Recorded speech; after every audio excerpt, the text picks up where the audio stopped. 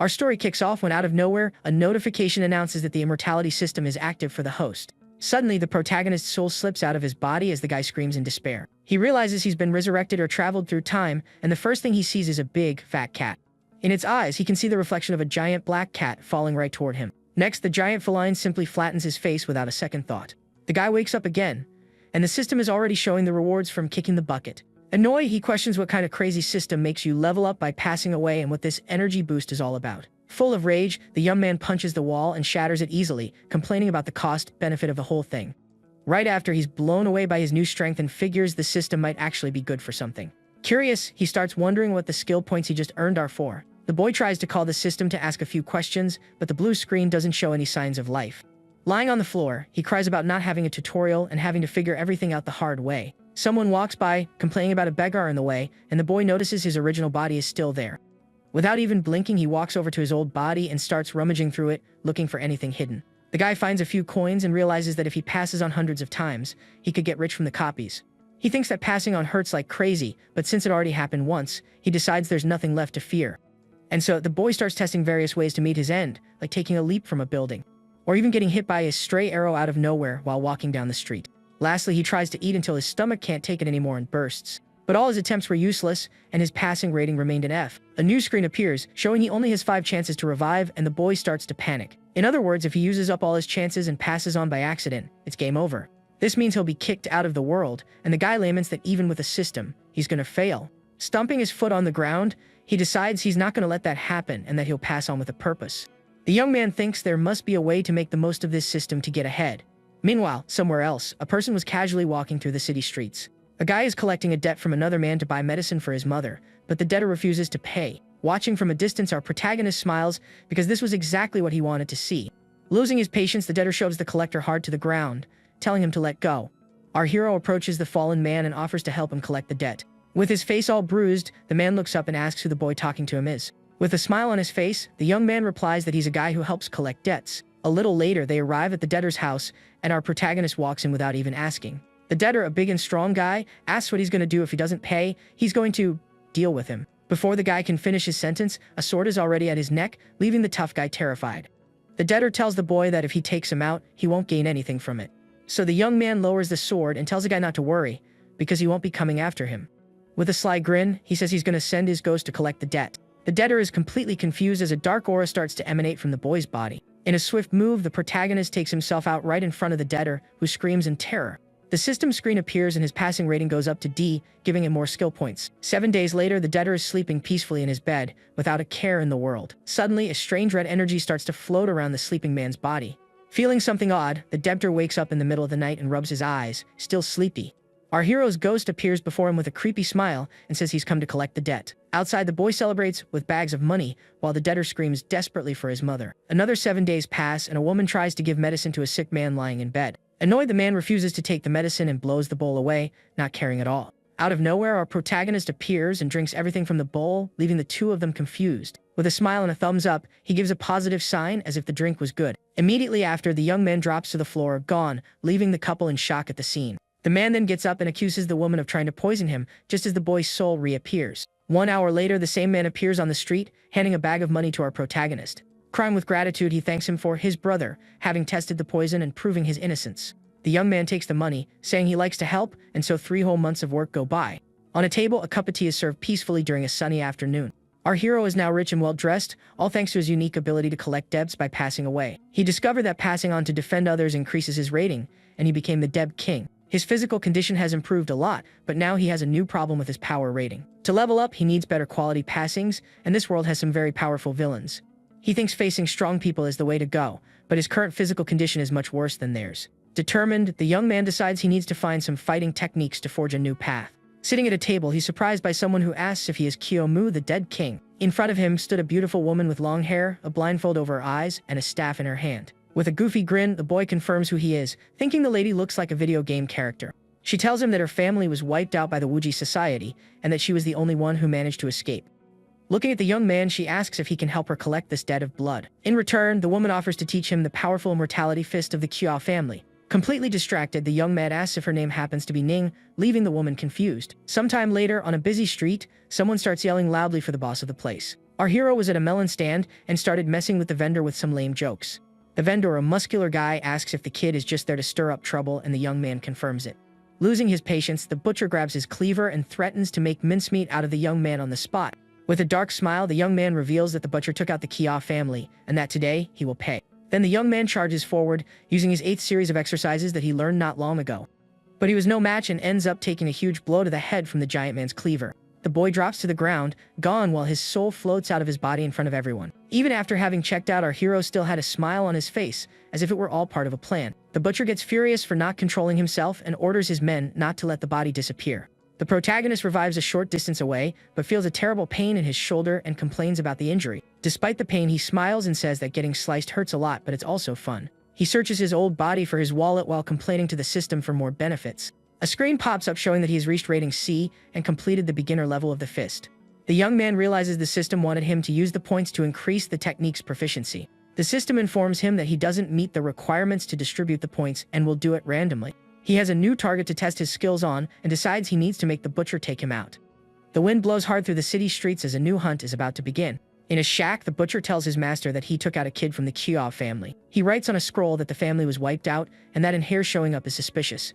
The man thinks there might be a survivor, but the safest bet is that all members are gone. Suddenly, he hears a noise and shouts, asking who's there, with a scared look on his face. Our protagonist appears at the door, and the butcher is shocked to see that the boy wasn't gone. The young man introduces himself as Kiao Jing and says he's come to avenge his brother Kiao Mu, who was taken out by him. Then he charges forward, yelling for the man to witness his legacy as he prepares for an all-out attack. The butcher defends himself with his cleaver, and our hero grabs the blade with his bare hands. The man taunts the young man, asking if he's scared with his face in his hand, and the young man shoots back. Even with the unbearable pain, the boy doesn't lose heart and challenges the butcher to finish him right there. The man calls them both crazy and notices his knife is stuck in the young man's hand. Seizing the opportunity, the protagonist lands a powerful punch on the butcher's chin. The man says he's different from his brother and seems to have actually trained for this fight. With a bloody nose, the butcher says he overdid it, but it won't happen again. 5 minutes later, our protagonist is brutally defeated and thrown to the ground. The giant man breathes heavily, exhausted after the intense fight he just had. He thinks the young man was brave for coming for revenge, even knowing he could perish. The butcher thinks the situation has changed, and that the letter will now confuse his master. Suddenly, he's caught off guard by an unexpected attack that destroys part of his house.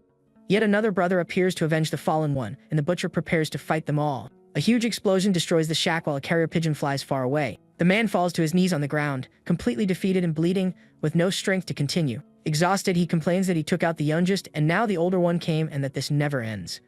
Another brother appears and chokes him, asking how many of them there are, and if this revenge will ever end. After passing on 4 times, he notices that his fist proficiency and his points have decreased. With only 1 revive attempt left, the young man thinks this revenge is going to be hard to get. But he decides the opportunity is now, as the enemy is weak and it's time to act. He remembers that with only 20% proficiency, he managed to fight on equal terms. Determined, the young man decides he will complete the mission to trade for more techniques with Shu. Lying defeated, he thinks that each brother was stronger, and the last one was almost at his power level. The butcher rests, exhausted, next to the young man's body in front of a Buddha statue. All beaten up, the man believes the battle had finally come to an end. To his amazement, our hero reappears once more, shouting that of course it's not over. The butcher falls to the ground, completely terrified and with no strength left to fight. With his eyes glowing, our hero charges forward and delivers a final blow, shouting for divine justice.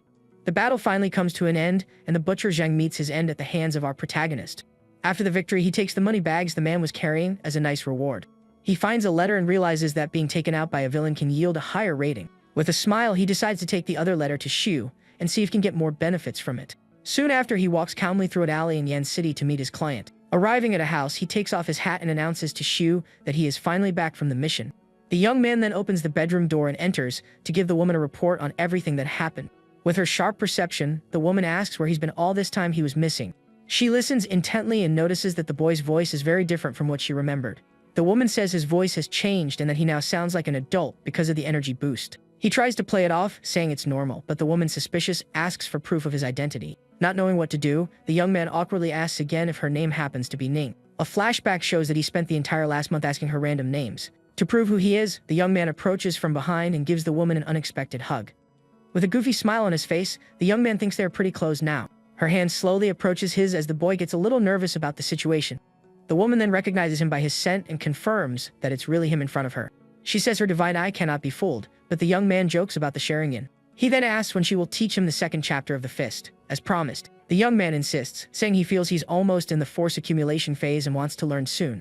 Seeing his stubbornness, the woman holds his hand and tells him to come to her for an assessment. She places his hand on her body to feel his bones and see how much more he needs to train. With a gentle touch, the woman begins to feel the young man's body structure to see his level. Surprised, she notes that his muscles are very hard and well developed for the amount of time.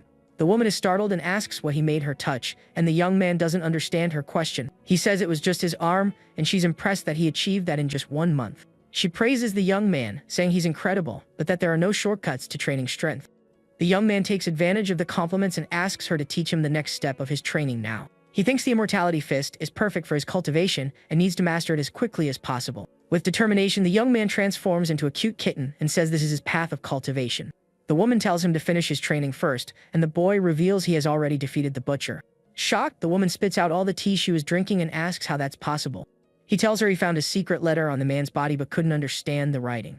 She takes the letter and reveals it's a secret code from the Wuji Society and that she didn't expect this. As promised, the woman agrees to teach him the next step of the Immortality Fist. She begins to recite some mantras and teachings for the young man to follow in his meditation. Half an hour later, a system screen appears showing that his fist is now at the expert level. He realizes that receiving rewards from the system is faster and that he needs a stronger villain. The woman hands him a book and says it's the method to decipher the secret writing in the letter. The young man finds it strange that even being blind, she managed to find the book and wonders if she's faking it. He then starts using the book to compare the symbols and try to translate the letter's contents. After a while, he manages to decipher it and discovers that the emperor will be leaving the capital soon. The Wuji Society is summoning its members for a secret mission to take out the Emperor of Yan. He asks where and when they plan to attack, but the woman says the code is incomplete. She says the society is bold and that if they act together, the chance of success is quite high. The young man questions if the Wuji is that strong, and the woman reveals she hasn't told him everything yet. Their leader is the martial saint, the second greatest martial arts master of the current era. He founded the Wuji Society and destroyed several families to steal their martial arts. The Kyo family's technique was extraordinary, but even so, it didn't escape the villain's grasp. She says she didn't teach him the fist for him to defeat the martial saint, but to strengthen himself. The woman reveals that her true desire is for him to help her so she can get her revenge. Our protagonist remains silent for a moment, thinking about everything he just heard. With a confident smile, he says he has an idea and that maybe he can infiltrate the society. The woman calls him crazy and says that's the same as wanting to join them. The young man slams his hand on the table, showing he's determined to go through with his plan. He explains that he'll join the society as an assassin and take out the emperor to cause a conflict. If he can't infiltrate, he'll keep dealing with the members to uncover the plan. The woman thinks the idea is insane, but the young man sees it as a chance to become the emperor's assassin. He thinks the society members have access to a large collection of martial arts. The young man argues that revenge is almost impossible and that at most, he'll cause some trouble. The woman warns him that he'll perish if he tries something like that, but he doesn't seem to care. With a determined look, he asks what's wrong with passing away and holds back a laugh. The woman falls silent for a moment, surprised by the boy's confident response. She realizes he's full of emotion and wonders what she can offer him in return. The young man suddenly gets close to her, and the woman, blushing, thinks he's interested in her. He asks what she's thinking, and the woman, embarrassed, doesn't know what to say. She says she feels she can't repay his help, and he asks if there's anything she can do. He says that, now that she mentioned it, there is something only she can do to help him. Curious, the woman asks what it is and what he needs her to do at that moment. The young man shows a red book and says with a smile that what he wants is a secret. The woman is confused by the mysterious answer and doesn't understand what he's planning. She decides to trust him and agrees to let him try, since he's not afraid of passing on. The young man, satisfied, asks if she knows of any other Wuji members nearby. She reveals that the Lord of Yanqing City, Go Yan, is one of the society's members. Meanwhile, in the streets, a man is being violently whipped without any mercy. Another man is also struck by the whip while trying to defend himself from the attack. A young master from the Go family arrives, and everyone begs for him to spare their lives. A servant announces that the young master Go is passing through and tells everyone to get out of the way. The young master looks around and fixes his gaze on a person in the middle of the crowd. With a smile, he orders his men to bring him the beautiful maiden he just saw. A man and a woman prepare to fight, saying they would rather perish than fulfill his wishes. The woman holds her sword firmly, determined to protect herself and her companion. The muscular guards surround the couple and say the young master wants a word with them. The woman realizes that the beautiful maiden he was talking about was actually her companion. The man is embarrassed while the woman decides to teach the playboy a lesson. The young master smiles wickedly and prepares for the confrontation that is about to happen. Annoyed, he orders his men to teach a lesson to the insolent little woman who challenged him. The guards advance, and the woman prepares to fight all of them at the same time. She dodges their attacks and wonders what kind of strange technique they're using. From a rooftop, our protagonist watches the scene with a smile on his face. In the blink of an eye, he jumps down and lands right in the middle of the commotion, to everyone's surprise. He quickly knocks out the young master and kidnaps him, leaving everyone in shock. The threatened young man tells the boy to let him go, as his father is the lord of Yanqing City. Our hero simply responds with a loud and carefree "so what," completely unfazed. The young master says his father will arrive and that he'll wish he was gone when that happens. The protagonist gets excited by the news and sees it as a great opportunity for him. He thinks that being taken out by the city lord himself will raise his passing rating. A system screen pops up, showing that his estimated passing rating for heroism could go up. He realizes the system agrees with his idea and feels confident to move forward. With a wicked smile on his face, he prepares to put his plan into action. The man thanks the hero for his help but warns him to flee while he can from the danger. Our protagonist ignores the warning and continues to hold the young master tightly. The woman is confused by the hero's attitude and doesn't understand what he's doing. He threatens to take out the hostage if anyone moves, and the young master pleads for his life. The young man gets annoyed with the hostage giving up so easily and pressures him even more. He yells at the young master not to give in and to call his father to the scene immediately. The sound of approaching horses announces the arrival of reinforcements for the young master. An imposing man on horseback arrives at the scene, to everyone's surprise. The young master shouts for his father, and our hero notices that Go Yan looks very strong. Annoyed by the noise, our protagonist tells the hostage to shut up right now. He feels the immense pressure of Gu Yan's presence and senses his great martial skill. The city lord notes that the boy has impressive strength even without internal power. With a swift move, he leaps from his horse and prepares to attack the kidnapper. He charges forward with a purple aura emanating from his body, ready for the battle to begin. Our hero carefully watches his opponent's movements, preparing for the confrontation. The purple energy intensifies and he feels suffocated, as if he's being crushed. The pressure is so strong that he starts having trouble breathing and asks him to stop. The city lord stops his attack and stands there, watching the young man with a serious gaze. The city lord is impressed by the young man's courage in being able to speak under his pressure. He asks the young man not to be impulsive and says they can talk to resolve the situation. Our hero is confused by the apology and wonders how he's going to make him fight like this. He sees that the passing rating hasn't dropped and realizes there's still a chance to get it. The couple is outraged by the apology and Gu Yan offers compensation in silver. They realize they are in his territory and can't do much against the city lord. The woman apologizes for her husband's slip-ups and tries to de-escalate the tense situation.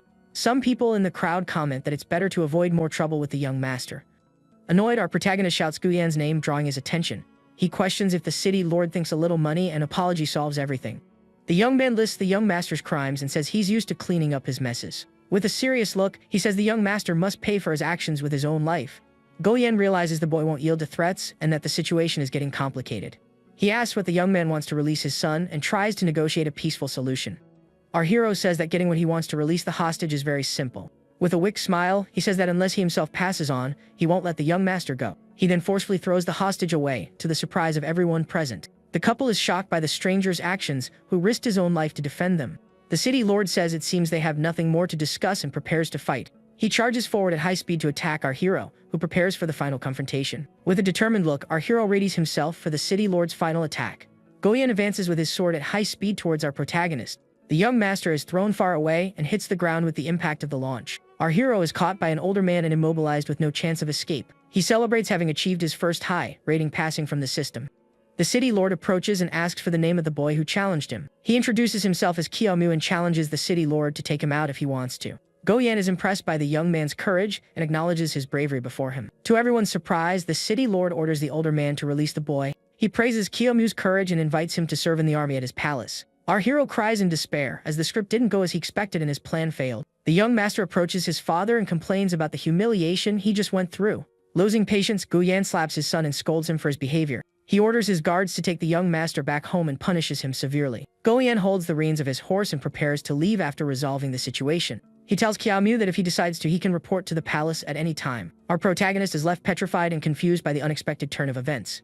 People comment that the city lord is reasonable and that the hero is lucky. A giant beaver appears and complains about the chaos and how the city lord didn't take him out. The system's passing rating drops back to C+, and our hero laments the failure of his plan. He notices the longevity talisman is glowing and his passing rating continues to rise. The young man realizes that if he passes on now, he can still get a high rating and has a brilliant idea. The people he helped begin to thank him with gifts and bows. The couple he defended bows in gratitude for his bravery and unexpected help. He understands that he is now seen as a hero and no longer as a mere unknown soldier. The young man realizes that the system's purpose is to increase his fame and notoriety through acts of bravery. He concludes that if he keeps trying to pass on like a hero, he will become stronger and more famous. And when he finally passes on, his rating will be glorious and of high quality in the system. The couple is confused by the young man's sudden change of mood as he starts singing happily. Elsewhere, the young master complains in pain as his face is squeezed tightly. He questions why his father didn't punish the villain, and instead wants to recruit him into the army.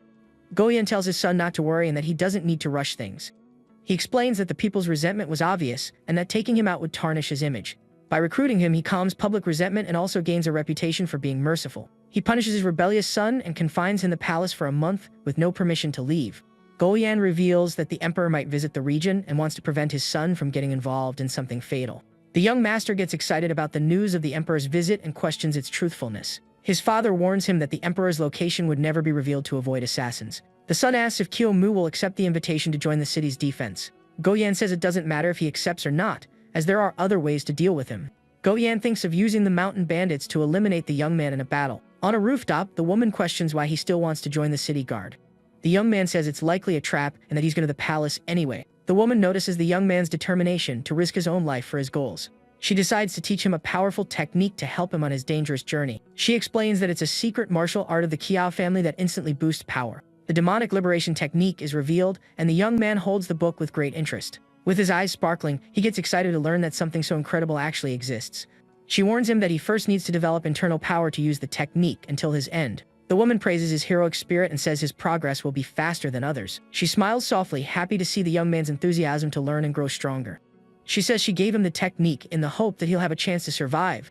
With a confident smile, the young man says he understands and is ready for the challenge ahead. He hugs the book with a goofy smile while the woman sighs at his excitement. At the training grounds of the Yin City Guard, our hero prepares for what's to come. He holds a spear firmly and gets into position to begin his training as a guard. With a quick movement, he charges forward with the spear in hand, showing his skill with the weapon. He thinks that spearmen have always had bad luck and hopes his will be different. Some guards comment on Kiao Mu, finding him average and a practitioner of extreme strength. They make fun of the young man, saying he won't last long on the battlefield. He learned a new skill but hasn't yet followed the path of passing away and leveling up. Someone calls him Chief, and he turns to see who is speaking to him at that moment. A man approaches and asks if he wants to buy some martial techniques he has. Other guards make fun of the seller for his yellow teeth, but he doesn't care about the teasing. The seller offers a body-hardening technique, and the young man is interested in the protection. A bearded monk advises our hero to ask old Huang about the technique before buying. With a sly smile, the seller reveals that the technique he has is the Iron Shield. An image illustrates the technique as a special protection for the user's rear. Our protagonist says he wants the technique and that protection in that area is crucial. The man offers the technique as a gift and tells him his wife was a victim of the young master. He gets closer and whispers the tragic story of how his family was affected by the cruelty. The seller says his wife survived but remains weak, and that the young man avenged him. Our hero says he doesn't need thanks and that he will reward him for his help in the future. Another guard approaches and informs that Captain Chu wants to speak with him at that moment. With a smile on his face, he prepares for another challenge on his journey to get stronger. In the military camp, one tent stands out among the others with flags and drums around it. Captain Chu explains that there's a bold bandit named Song He in the mountains to the east. He points on a map to the location of the bandit who has declared himself king of that region. The captain is annoyed by the bandit's audacity and considers it a bad joke. Our hero looks closely at the map and the flag representing the self-proclaimed king. The captain says that Song He has committed hundreds of crimes in just 6 months in the east. He cries with rage as he remembers the women who were victims of the cruel bandit. Our hero is furious and says that this group of bandits needs to be eliminated immediately. The captain agrees and says he will dispatch a battalion of 1,000 soldiers for the mission.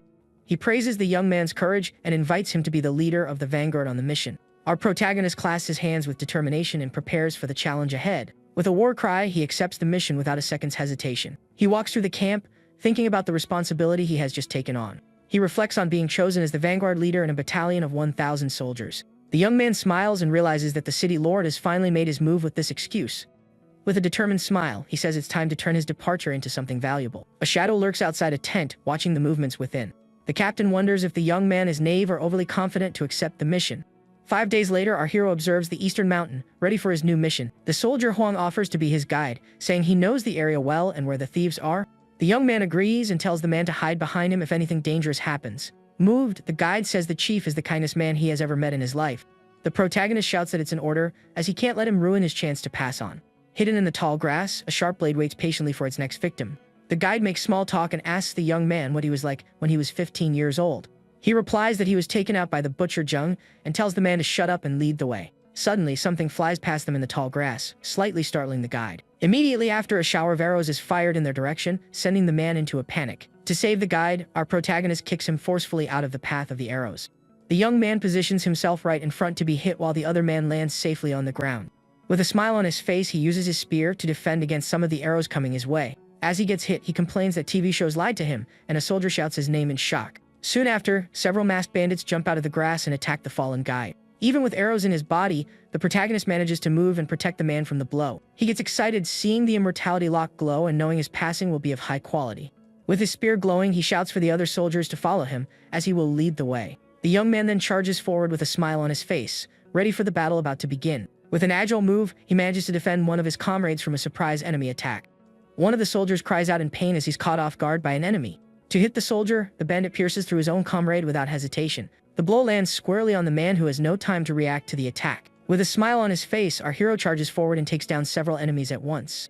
The other soldiers are impressed by the young man's ferocity in battle. Even after being hit by another arrow, he taunts the enemies, asking if that's all they've got. Soon after, he asks for some medicine to stop the bleeding from his shoulder. The guide thanks him for blocking the arrows, and the young man gets very annoyed by that. He complains that the thieves were too weak, and that he'll have to try harder. The monk scolds him and asks if this is how he repays the guide's help. With a smile, he asks if the monk also has something to give him. The monk promises a gift and tells him to help finish off the thieves first. He observes the valley and notices that the place is full of traps and ambushes. The young man asks the guide if that valley happens to have a name. On a nearby tree, some strange symbols are carved into the wood. He names the place Fallen Tree Valley and already thinks about where would be a good spot to pass on. The captain arrives and questions why the young man isn't at the front leading the way. The captain accuses him of being scared and orders him to help in the battle anyway. He thinks that if the boy disobeys, he can take him out and complete the Lord's task. To the captain's surprise, the young man says he will obey and prepares to advance. With a cynical smile, the young man thanks the captain and thinks this is a better way to go. With a wicked smile, he promises to get revenge on the captain as soon as he gets stronger. Soon after, his smile vanishes and his face takes on a very serious expression. Suddenly, a horde of bandits emerges and charges to attack the soldiers with full force. He yells for his comrades to run, as there are too many thieves and they don't stand a chance. Terrified, the soldiers start to flee the battlefield without a second thought. Meanwhile, our hero stays behind and fights the bandits alone to protect his friends. He yells for the soldiers to run and says it's a direct order from their chief. The guide and the monk are confused by the young man's actions, but continue to watch the fight. From the top of the cliff, the captain watches everything and yells for the soldiers not to flee the fight. He threatens that anyone who refuses to fight will be taken out on the spot.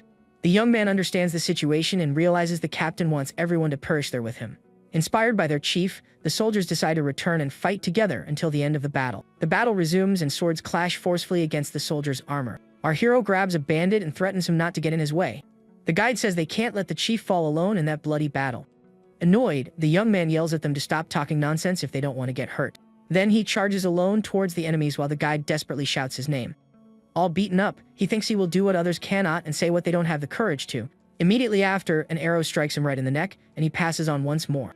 Surrounded by enemies, our hero is on the ground, but he doesn't seem the least bit worried. One of the bandits charges with his axe to deliver the final blow and end the fight. With a smile, he says he'll be the first to go as the immortality talisman glows. Soon after, the other bandits advance to attack the young man, all at the same time. With his spear, he hits one of the enemies with force in a very sensitive spot. He then yells at the bandits not to be cowards and to come fight him for real. With a gesture, he beckons the enemies to combat and taunts them even more. The young man screams for more and more challenges as he continues to fight relentlessly. Suddenly, he feels a new strength emerging from within his body in the middle of the fight. This new strength is awakening, making him more and more powerful in battle. With a single blow, he manages to send several enemies flying with ease. His eyes glow with red energy, showing his new level of power. Watching from a distance, the captain is surprised to see that the boy has awakened an aura. He thinks that a warrior who awakens his aura so young must be very talented. The captain is confused by the young man's strength and wonders how he got so strong. He sees the red aura and thinks the young man is using some kind of explosive martial art. With a smile, he understands that the young man used a technique of no return and is about to perish. He is certain the boy won't survive and that his plan succeeded in the end. Meanwhile, the guide cries desperately as he watches his chief fight to the end for them. Our hero's spear falls to the ground and sticks into the earth as the soldiers watch. With a furious roar, he tells everyone to get out of his way and creates a shockwave. Even all beaten up, the young man remains standing while his comrades are shocked. With his face wounded, he says no one will cross that line as long as he lives. Seeing that he is alone, one of the bandits orders everyone to advance without any fear. And so, the horde of enemies charges towards our hero for the final confrontation. Even in that desperate situation, our protagonist still had a smile on his face. The blade of his scythe approaches but is blocked by our hero's spear just in time. He continues to fight bravely and takes down several enemies at once with his spear.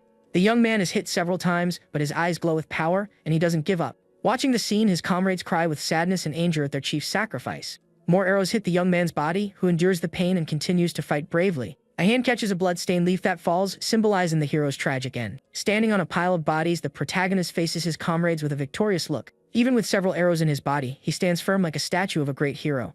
Soon after, he looks up at the cliff where the captain was watching everything from a distance. The captain lets out a mocking laugh, as if he were satisfied with the outcome of the fight.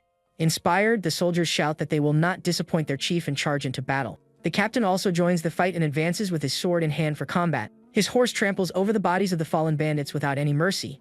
Passing by the fallen hero, the captain looks at him, and the young man lets out a faint laugh. The captain looks at the young man's soul and says the mission is over and they are returning to the city.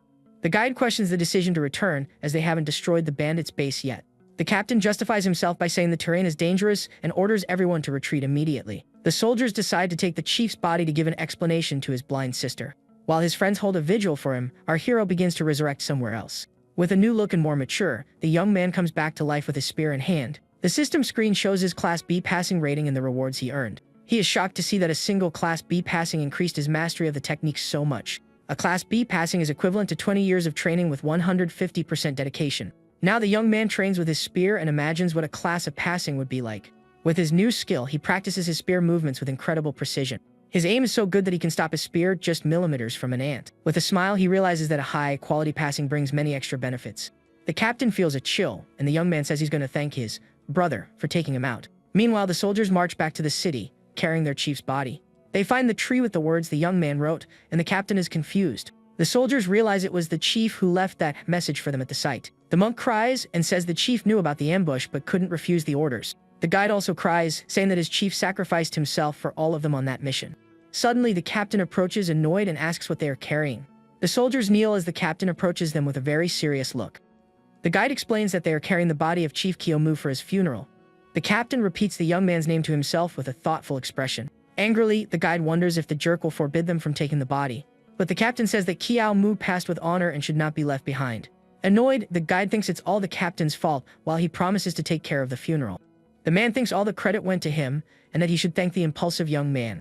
He thinks that now that the order has been fulfilled, he might even get a promotion from the Lord. With a wicked smile, he remembers that the young man had a blind and helpless sister. He then whispers that she doesn't need to worry, as he will take very good care of her. Suddenly, the captain is caught by surprise, and blood starts coming out of his mouth. A spear pierces him from behind in a swift and completely unexpected attack by all. The man falls lifeless from his horse while one of the soldiers screams in pain from the attack. Lying on the ground, he reaches out his hand and sees a mysterious silhouette on top of the cliff. To everyone's astonishment, our protagonist rises from the ashes with a new look. The captain's eye fills with terror as he realizes who the man who attacked him is.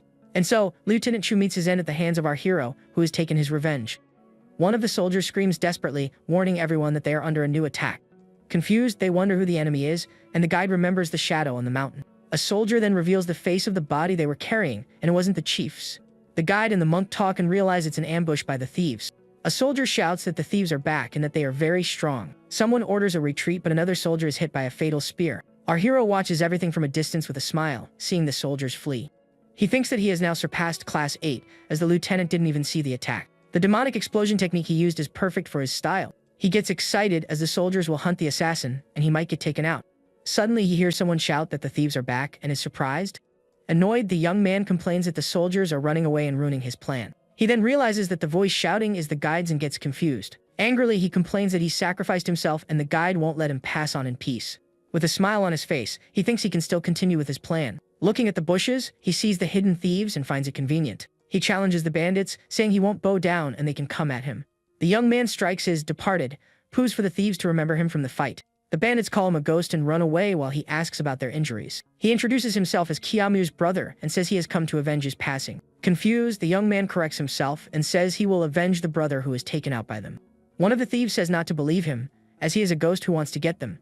The bandits flee in desperation and beg the ghost to stop following them. Suddenly, the bandits meet up with their group, and one of them is surprised. The thieves' chief emerges with an imposing red aura, frightening everyone. The bandits run to him and ask for help, as there is a ghost after them. Our hero realizes it's the king of thieves and gets excited for a class of passing. With a wicked smile, he shouts that he has come to avenge his brother, Sung-hee. In an instant, the thieves' chief appears right in front of our protagonist. The young man can barely follow the movement and is surprised by the speed. He faces the man in front of him and asks if he is the king of thieves.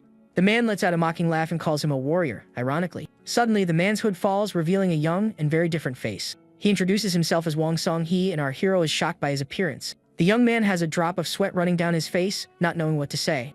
The thieves' chief lets out a laugh and seems to be enjoying the situation. Suddenly, he coughs up blood, and the young man realizes he is weak and just pretending. One of the bandits tells the chief that the young man took out the lieutenant and introduced himself as a brother. The leader of the thieves seems interested in the story and looks at the young man with a serious gaze. He praises Chief Kyo's courage and says he respects him for it. Then he invites him to join him and achieve great things together. The young man accepts the invitation and joins the group of thieves from the eastern mountain. Our hero is confused by the proposal and wonders if he wants to recruit him. The thieves' chief says that with so much conflict, it's hard to know what's right or wrong. The young man nods in agreement and says he's absolutely right about what he said. Suddenly, the angelic version of the leader is knocked out by our furious protagonist. He shouts that a great warrior doesn't live by stealing and won't hide in the mountains. Meanwhile, the thieves' chief and his group walk calmly through the forest. His men complain about the young man's attitude and say he's asking for a beating. Our hero then challenges the chief, telling him to come at him if he's angry. The man tells everyone to stop the act and gestures with his hand for them. He then asks why so many thieves have ended up in his lands and challenges him. The young man says the governors are tigers, and that's why everyone fled to the mountain. The leader nods and repeats the phrase about the governors being tigers. He praises the young man's wisdom and says the mountain is a safe haven for everyone. Holding his sword, he introduces himself again and says he wants to protect the mountain. He invites the young man to join him and fight for a better life for the people. The young man stands still and tense as the thieves' chief points his sword at him. With a serious and determined look, our protagonist refuses the leader's offer. The two stare at each other, and the chief asks if he would come to their base to see what they do. The young man accepts the invitation but thinks that if he refuses again, he won't get out of there alive. With a smile, he gets excited at the idea of passing on one more time to level up. 15 minutes later, they arrive at a large base built in the middle of the mountain. The young man looks around and says the place looks more like a village than a thieves' base. He is surprised to see elderly people and children walking calmly around the place and questions it. The leader explains that they are all homeless people they found and brought to the village. He says that the city's prosperity is a facade and many were driven out by the Lord. The young man asks him to tell him more about the divines, and the leader questions him back. With a funny face, the young man is surprised that the leader knows his immortality fist. The man laughs and says the technique is unique, and that it's not just the martial arts faction that knows it. With a smile, he invites the young man to talk in private elsewhere. They enter a wooden building and head to a more private room. Inside the place, a large statue of a bearded man impresses our hero. The leader explains that it's not a statue, but someone who trained until he became divine. The young man thinks he wasted time training as a warrior instead of becoming a sage. The thieves' chief reveals that divines and humans are of the same race, but they don't admit it. They hire humans to cultivate divine plants but never truly bless them. The most ironic part is that many humans spend their lives serving the divines without realizing it. Our hero gets angry with the exploitation and is reminded of the capitalism of his world. He realizes that to get a better rating, he needs to challenge a divine being and gets excited. Suddenly, a spear is thrown with force and sticks into the temple floor with a thud. Our protagonist jumps and positions himself to attack the statue of the divine being. With a furious shout, he says he was born free and no one will place themselves above him. With a wicked smile, he challenges the statue and asks to be struck by lightning. The leader tries to stop him, but the young man charges forward to destroy the statue anyway. With a confident smile, our protagonist prepares for the final blow against the statue. The thieves' chief yells for him to stop, but it's already too late for anything. With a powerful punch, he hits the statue right in the chest with all his might. The man is relieved, but immediately after, the statue's sword shatters from the blow. The entire statue starts to crack, and the leader looks worried at the scene. Soon after, the statue explodes into 1,000 pieces, and the leader spits blood from the impact. Annoyed, the young man complains that the cursed thief dared to stop him from passing on as he wished. He questions the leader for using a sage technique to prevent him from meeting his end. The man says that destroying the statue could bring the revenge of the divine sages upon him. The young man gets excited at the news and asks to be struck by lightning right away. The leader is shaken by the young man's recklessness and says he will be more careful. The young man remembers that he never learned a sage technique and becomes thoughtful about it. The chief explains that martial arts strengthen the body and sage techniques strengthen the soul. He says that sages are powerful due to their strength and immortality, but martial artists are not. The path of martial arts is faster, and if there are more masters, they can win. Calmly, the young man tries to soothe the leader, who is very worked up from the conversation. He realizes that the immortality fist is the solution to becoming a divine being. The young man says he will become a divine being soon, and the leader is shocked and confused. With a long nose, he asks if the leader thinks he has the talent to be divine. The man says that without a soul root, he has no chance of becoming a sage. Our hero hides behind a pillar and looks at the leader, confused. He whispers and asks if mastering the iron crotch technique counts as a soul root. Suddenly, a golden light envelopes the young man and the thieves' leader, who are surprised. The man is embarrassed and apologizes, saying he can't help with that tool. He tries to say goodbye, but our hero questions why he was trying to recruit him. The young man says the leader wants to change the world and that the small village is not his place. With his eyes gleaming, he threatens to reveal the base's location if he doesn't go with them. The man laughs and says he wouldn't do that, and that they've already provoked the soldiers and are going to move. Our protagonist says goodbye and says he won't bother anyone with this anymore. He decides to accept the loss and return to the city to sort things out there. In a dark room, the woman with the blindfold carefully opens the door. A man says they are guards from the Lord and have come to offer their thanks. They enter the room carrying a coffin, leaving the woman a bit confused. The woman laments being blind but asks why Qiao Mu didn't return with them. With a serious look, the guard repeats the young man's name in a cold and distant voice. With a wicked smile, he says the young man is gone and won't be coming home anymore. The woman is in shock and asks what he means by gone and what happened. With a quick gesture, the man grabs a book and prepares for the next step of his plan. With a wicked smile, the man shouts that he means the young man has passed on. The woman takes a step back and says she doesn't believe that's true at all. She states that Qiao Mu wouldn't pass on as easily as he's saying. Suddenly, a hand grabs hers tightly, preventing her from closing the door. The man apologizes and says he forgot to mention that he brought the body with him. With a gentle touch, he holds her hand delicately and guides her to the coffin. He forces her to approach the coffin and asks her to confirm if it's him. The woman is forced to touch the face of the body in the coffin and is shocked by the scene. The man mocks her and says he won't describe the scene since she can't see. The body had over 50 wounds and the face was all bruised. With a touch, the woman realizes the body is not her brother's and pulls away. She screams that it's impossible and that everything is a big lie. The man says everything is fake and that even he himself is a lie to her. With a smile, he asks if she would feel better if he said it was a lie. Outside, the monk becomes enraged and says they've crossed the line with the woman. Furious, he says he's going to take out the jerk, but the guide stops him from advancing. The guide says they can't do anything, as he is the son of the city lord. They decide to help bury the chief and leave some money for the sister. The man mocks the woman for not crying and provokes her even more with his words.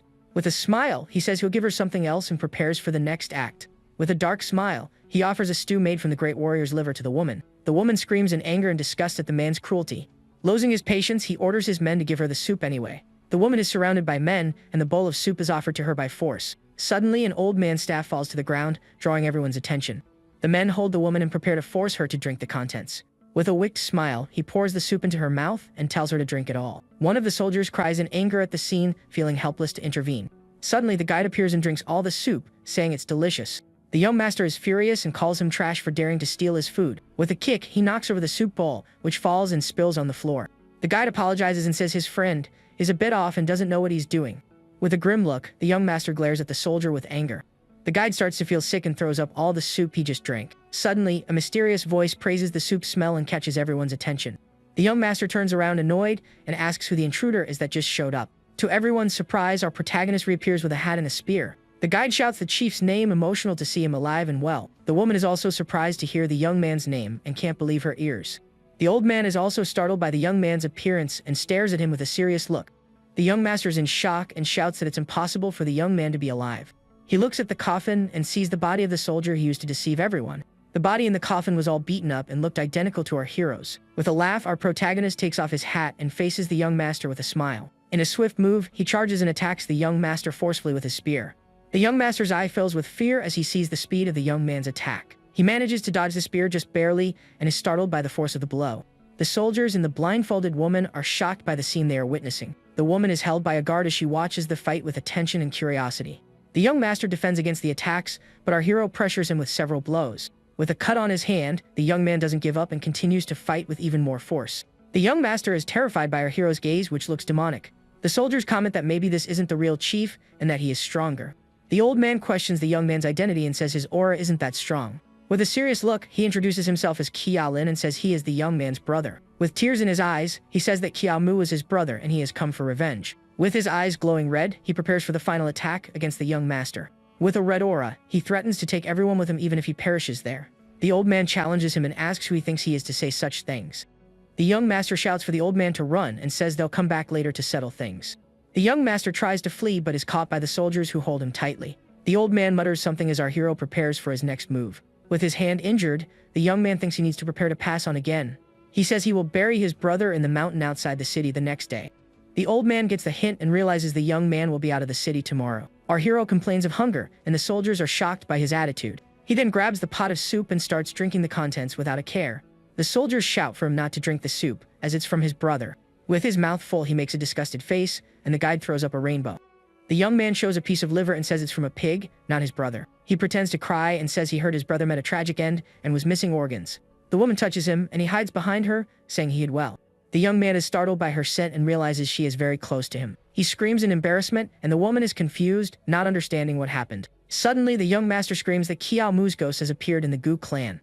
The lord appears and asks what all the commotion is about and what he has learned this time. The old man apologizes and says they were paying their respects to the Qiao family. He mentions that the young man is a bit taller and older than the brother who passed away. The Lord says he is class 8 and not a major threat to them at the moment. He thinks the young man is not simple at all, and that he needs to resolve this soon. With a dark look, the Lord orders the old man to take care of the young man and his companions. Our hero yawns as the blindfolded woman approaches him with a serious look. He looks at her with a confused expression and wonders what she is going to do now. The woman gets closer to him, and he is surprised by her unexpected action.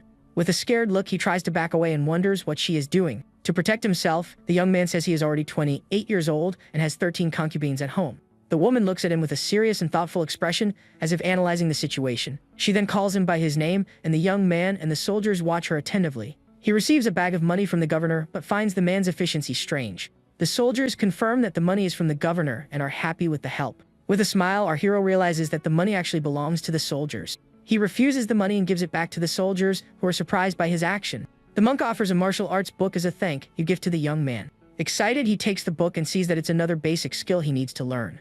The monk and the guide say their goodbyes and leave, leaving the young man alone with the woman. He says he is going to duel the Lord and hopes she will leave so as not to be affected. Suddenly, the woman approaches and whispers something in his ear, leaving him surprised. With their faces very close, the two exchange a few words in a secretive tone. The young man pulls back, startled, and says she is playing with fire with that attitude. With a JoJo-like pose, he prepares for what's to come and faces the challenge. He boasts about having mastered the iron bed technique and challenges her to a confrontation. The woman tells him to stop pretending and approaches with a serious and determined look. She says that even without seeing, she has already seen him and that the scent and voice are of the same young man. With a smile, the young man realizes he was right and that her last name is indeed Ning. She then asks how he managed to fool everyone and if he used makeup to do it. He tells her he was captured and met Wang Song, a sage who helped him escape. The young man remembers that she wanted to be a sage's disciple and questions her about it. She says she is blind and useless as a martial artist, and that's why she gave up on her dream. But now she realizes that maybe she can become a sage and follow a new path. The young man mocks her story and says it's the revenge cliché he already knows. She approaches him and calls him by name with a serious voice full of emotion. The woman asks him to stop and looks at him with a pleading and desperate expression. She says the Lord is a class 6 warrior and that he won't stand a chance. Annoyed, the young man thinks she is trying to steal his wish to pass on one more time. She says she can't bear to see him perish, and that if he doesn't give it his all, he won't succeed. The woman reveals she is leaving the city to follow the path of the sages and will no longer fight. She hands him a book and says it's an internal ripple technique of the family. The woman reveals that this is the secret technique of the Kia family and asks him to accept it. With tears in his eyes, our protagonist is moved by the gift and her gesture. The woman feels awkward and says he didn't need to react in such an exaggerated way. The young man looks at the woman with a serious gaze, and she looks back at him without hesitation. He remembers a promise, and the woman is confused, not understanding what he wants. With a smile, he hands her a book and asks her to read some lines out loud. The young man says they both have a path to follow, and that he will follow his own. With determination, he says he will carve his own path and will not give up on his goal. The woman looks at him with a serious expression, and he extends his hand to her in a gesture. She says she will wait for him at the temple outside the city for 7 days for an answer. The woman starts to say something but is interrupted by a thoughtful silence. She then says that when he shows up, they will travel together to a new place. Our hero walks happily down the road singing a song of farewell and joy. He carries a box of ashes and says he is burying himself and that the feeling is wonderful. With a shovel, he digs a hole and complains that his brother left him alone in this world. Watching from a distance, the old man sees him crying and digging a hole in the ground with the shovel. The man prepares to attack the young man and puts on his gloves with a wicked look. With a swift blow, he charges to attack our hero, who is distracted by the grave. Suddenly, the box of ashes opens and a white powder hits the old man's face. He screams in pain as he feels the ashes get into his eyes and is blinded. The old man asks what that is, and our hero reveals it's his brother's ashes. With a smile, our protagonist says they are working as a team for revenge. In a swift move, he hits the old man with a blow and sends him to the underworld. The old man mocks the young man for being a class 8 kid and attacks him with his scythe. Even blind, he manages to fight on equal terms, and the two exchange fierce blows. With a wicked smile, our hero breaks his own bones to counterattack. With the impact of the blow, both are thrown far from each other on the cliff. Our protagonist falls to the ground bleeding, but doesn't seem to care about his injuries. With a smile, he thanks his brother for helping him with the ashes at the right moment. The old man recovers from the blow and stands on a rock, observing the young man. He says the two brothers dare to challenge the Lord, and this is the result. The man prepares to return to the city and leave the young man there to perish. Suddenly, he feels a presence behind him and turns around, startled by the surprise. Our hero reappears once more and calls him an old thief who dares to attack his family. The man is surprised to see another identical young man and prepares to fight both of them. With a red aura, our protagonist activates his heavenly demon technique. The old man is startled to see the technique and realizes he will use the same move as before. With a powerful kick, our hero charges and hits the old man squarely with his attack. He asks if the whole family has a death wish and says he can take him out. Our protagonist is hit by a powerful blow and falls to the ground lifeless. The old man sighs in relief and says that was all there was to it and the fight is over. Suddenly, our hero reappears behind him and greets him with a frightening "Hello." The old man turns around in shock and is hit by a slap to the face that leaves him stunned. With a smile, our hero introduces himself as a new Kiamu who has been reborn from the ashes. The old man panics and wonders if he is a demon, a ghost, or a sage. He looks in the young man's eyes and sees a demonic reflection that terrifies him. With his hand on his chest, he says it's all an illusion and that it can't be real. Our protagonist advances and mocks the old man for thinking he will break his resistance. With his heavenly demon technique, he attacks the old man with all his might.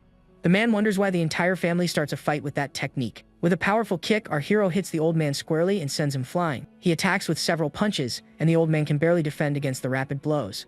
The man dodges a punch just barely and is startled by the young man's speed. With a precise blow, our protagonist hits the old man's face with full force. He says goodbye with a "see ya" as the old man falls to the ground unresponsive. The man screams that it's all fake and that what is happening can't be real. The red aura envelops the old man's body as the technique consumes him completely. He breaks into a cold sweat and feels pressured by our protagonist's overwhelming force. Furious, he tells the young man to stop playing with him and prepares to attack. The two charge at each other and shout for the other to perish in the confrontation. The old man proves to be a true master, and the two exchange fierce and deadly blows. Our hero attacks with everything he's got, but the old man defends with mastery and skill. With a final blow, the young man forcefully drives a piece of wood into the old man's chest. With a wicked smile, our hero says he won't spare him anymore and attacks. The blow hits the old man's chest squarely, and he feels the sharp pain of the impact. With a swift move, our protagonist spins and hits the old man with a kick. The man is thrown far away, and our hero falls to the ground, bleeding heavily. The old man gets up and says he will hunt him forever, no matter what happens. Our protagonist kicks a stone and prepares for the next attack with a smile. With the old man in his arms, he says he will tell him a horror story. He reveals that his revives have been renewed and that he now has 5 chances to come back. The old man screams for him to let go as they both fall from the cliff in a free fall. Our hero bites the old man's ear, who screams in pain and agony from the attack. With his hands tied, the young man doesn't give up and continues to fight with all his might. With his eyes red with rage, he bites the old man's neck with fury and determination. The man feels the blow, and our hero is hit by a stab in the back. Even without his hands, he says he still has his feet and won't let him escape. The old man feels sleep coming on and realizes he is slowly losing consciousness. Our hero counts the seconds as they both fall to their certain end in the abyss. The man says he doesn't have as many things as he thought and says goodbye to life. The two hit the ground hard, and the earth cracks with the impact of the fall. Our protagonist wakes up and sees the old man's body next to him, lifeless and still. A system screen appears, and the young man celebrates the mission's successful completion. He realizes he still can't manipulate his aura and needs to evolve more. The system congratulates him and reveals a secret reward, the choice of rebirth point. With a wicked smile, he decides he will invade the Lord's property to get his revenge. But first, he decides to go back to the city and change clothes so as not to be recognized. In the Go Mansion's kitchen, a cook tastes the soup while his shadow watches him. Suddenly, a mysterious woman invades the kitchen and attacks all the cooks with kicks. Our protagonist appears next and prepares for the next step of his plan. He thanks the chefs and says he's going to eat something delicious, as he's never celebrated his revivals. With chopsticks, he grabs a portion of noodles and eats with a smile of satisfaction. The young master calls him a clever dog and says he knew he would come for the food. He thinks he'll be discovered immediately if he acts now, as there are guards everywhere. With a smile, he wonders why he would fear passing on if he can revive at any moment. Suddenly, the kitchen door is kicked open with force, and the young master enters furiously. With his dog by his side, he shouts for them to open the door and glares at our hero with anger. He mocks the dog and says the only thing it knows how to do is eat. The guards outside hear the noise and prepare to enter the kitchen. Our protagonist knocks out the young master with a quick blow, leaving him unconscious. With a dark aura, he faces the dog, which watches him with fear and curiosity. The young master orders his demonic hound to attack the intruder who invaded his kitchen. To his surprise, our hero pets the dog and calls him a good boy. With the spear in his mouth, the young master is terrified by the situation. Our hero interrogates him and asks how many warriors with a class there are in the mansion. He then asks if the young man knows anything about the martial arts faction. The young master is shocked and asks how he knows about all these things. With a threatening look, our protagonist tells him to shut up and answer quickly. The young man says that the Crimson Emperor might come to the city within a month. With a smile, he offers to take our hero to his father's office. Our protagonist thinks he wants to trick him and lead him into a trap. He threatens him, saying he will find the letter anyway if he lies. The young master tries to defend himself from the blade and begs the young man to spare him. With red eyes, our hero asks what the secret technique he mentioned is. The young man reveals that the manual's name is Guide to Mastery in Legendary Martial Arts. With his hand on the young master's neck, our hero prepares for the next step. He carries him on his shoulders and tells him to show the way without trying any funny business. Arriving at the Lord's office, our protagonist sits at the desk and observes. The young master says that no one dares to enter there without his father's permission. Our hero flips through the book and wonders what cultivating mystical techniques is. He is surprised by how thin the book is and asks if it's the whole book. The young man says the rest is in the forbidden room and offers to take him there. With a serious look, our protagonist warns him not to think about tricking him again. The young master opens the door and guides our hero through the mansion's corridors.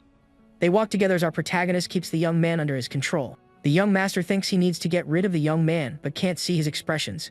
He knows that only his father and Jo-win can save him in this entire city. With sweat dripping, he thinks that if his father is in the forbidden room, he will survive. Suddenly, he sees a man and calls his name with a hopeful look. The man introduces himself as Jo-win and greets the young master with respect. Desperate, the young master tries to ask for help with his eyes, but the man doesn't understand. The three of them stare at each other in a tense silence, and our hero realizes something is wrong. The man notices the exchange of glances and understands the young master's message. With a smile, he tells the young master not to flirt with him, as he is married. Suddenly, a sword pierces through the young master's chest, to everyone's astonishment.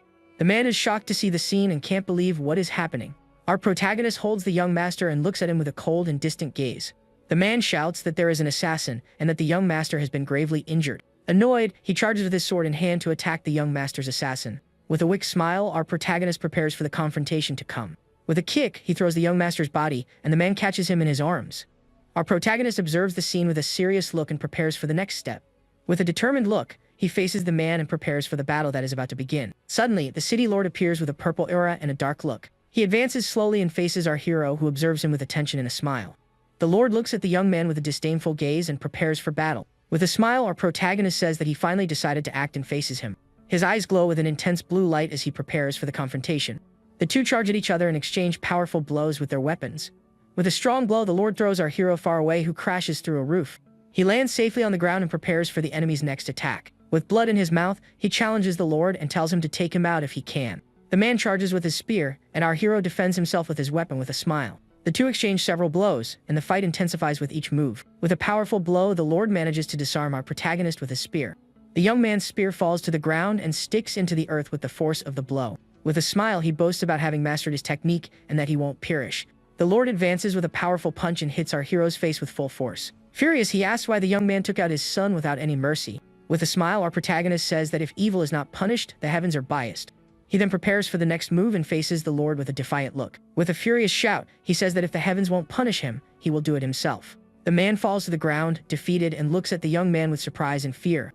With a powerful attack, our hero charges and prepares for the final blow. With a wicked smile, he faces the lord and prepares for the decisive battle. The two exchange fierce blows, and the young man's spear clashes with the lord's defense. Our hero's sword approaches the lord, who catches it with his bare hands. With a red aura, our protagonist attacks with all his strength and determination.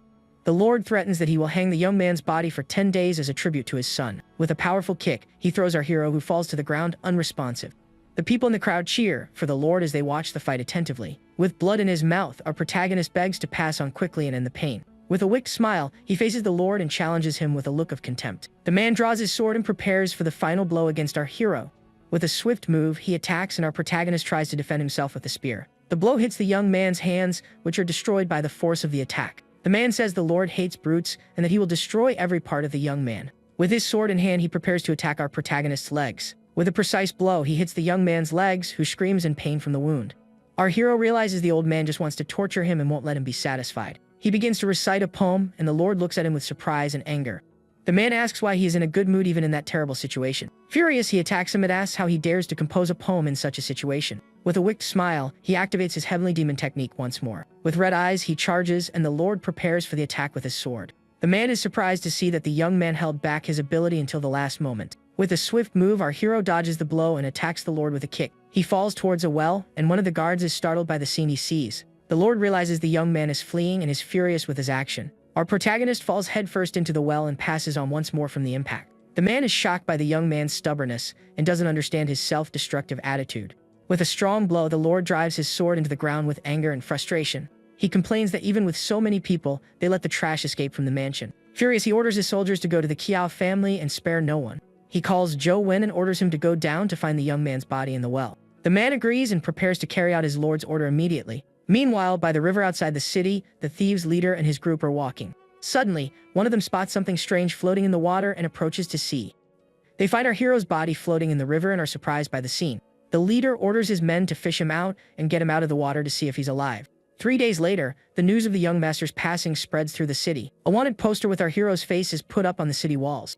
Almost everyone prays for the hero and wishes for him to survive the danger. The woman thinks the young man will be fine, as he received help from the sage last time. Suddenly, our hero wakes up all bandaged and wonders why he didn't pass on. He feels a terrible pain in his wounds and realizes he is all broken. The thieves' leader and his group observe him, and the young man is confused by the situation. The man says it's his duty to save a hero and that he doesn't need any thanks. Our protagonist questions why he saved him, and the leader tells him to rest. Annoyed, the young man wonders if he wants to take care of him until he fully recovers. He asks the leader to give up and not save him, as he doesn't want to be a burden to anyone. The man thinks he is a true hero who cares about others. With a strong grip, he holds the young man's hand, who screams in pain from the gesture. The leader asks him not to give up and to keep fighting for his life with hope. He begins to heal the young man with his technique, but ends up hurting him even more. Our protagonist prays to escape the torture of the man who is ending his life. 2 days later, the leader mourns the young man's passing and calls him a true hero. Our hero's soul looks at the village and shouts his brother's name with sadness. The system screen appears and shows his new abilities and rewards for passing on. He's relieved to have finally passed on, even though it took a while. The attempt to save him made his demise inevitable and increased his passing index. He advances to Class 8 and feels the Danshin cyclone emerging in his body. His abilities and mastery in martial arts increased as if he had trained for decades. He admires his muscles and says the system is much more efficient than he imagined. With a smile, he walks through the forest and prepares for the next step of his plan. Suddenly, some men appear in the bushes and surround him with a suspicious look. He is startled by their appearance and asks who they are and what they want with him. One of them questions why he looks exactly like the man they know. Our hero thinks of an excuse and decides to try something new, this time to trick them. He introduces himself as Kia Seng and says he is looking for his son, Kia Lin. The men are shocked and say he doesn't look older than 30 years old. With a smile, he thinks this is the effect of the immortal fist that keeps him young. He boasts about training hard and asks them to take him to his missing son. A few moments later, at the thieves' base, the scene repeats itself once more. Our hero is lying in bed, pretending to be gone while the leader cries. He consoles the leader and tells him not to be so sad about his son's passing. The young man says the living must go on, and the leader looks at him with surprise. Angrily, he promises to take out the Lord who ended his 2 sons' lives without mercy. He invites the leader to join him and fight for the people against the tyrant. He is now a Class 7 and can face the Lord, but he needs a helper. The leader thinks he is strong but impulsive and decides to calm him down first. He says that defeating the Lord will take time and that invading the mansion won't work. The leader asks him to think about it and to find him when he decides what to do. He says he will deliver the son's body so that the dogs don't interfere with his plan. The thieves' leader is shocked and asks if he is really going to send his son's body. He explains that the Lord hates his son and will hang him on the city wall to show the people. Our protagonist looks at the leader with a serious expression and asks if it's really true. With a smile, he says his son's body will be the perfect bait to lure the Lord. The leader shouts that he is literally his son, but the young man doesn't seem to care. Our hero says he is willing to be the bait instead of his son to defeat the Lord. The leader is shocked by the young man's attitude and doesn't know what to say. With a sigh, he calls our hero brother Chiao and looks at him with admiration. He bows and says the young man has his deepest respect for his courage. With a smile, our protagonist thinks he has gained a helper and a plan for the takedown. In the Lord's room, a carrier pigeon arrives with an important message for him. The man reads the letter with a serious and thoughtful look about the information he received. He discovers that not even the best seers can find information about the Kiao family. With a smile, he realizes he was almost fooled by the 2 stupid boys and gets angry. A guard enters and announces that they have found our hero's body in the river. Furious, the Lord orders them to bring the body and says he wants to see it right now. A coffin is brought into the room, and the man approaches to open it carefully. He confirms that it is indeed Kiao Lin's body and looks at it with a serious expression. He orders to check if there is anything wrong with the doctor who found him in the river. The Lord says he will personally hang the body on the city wall tomorrow.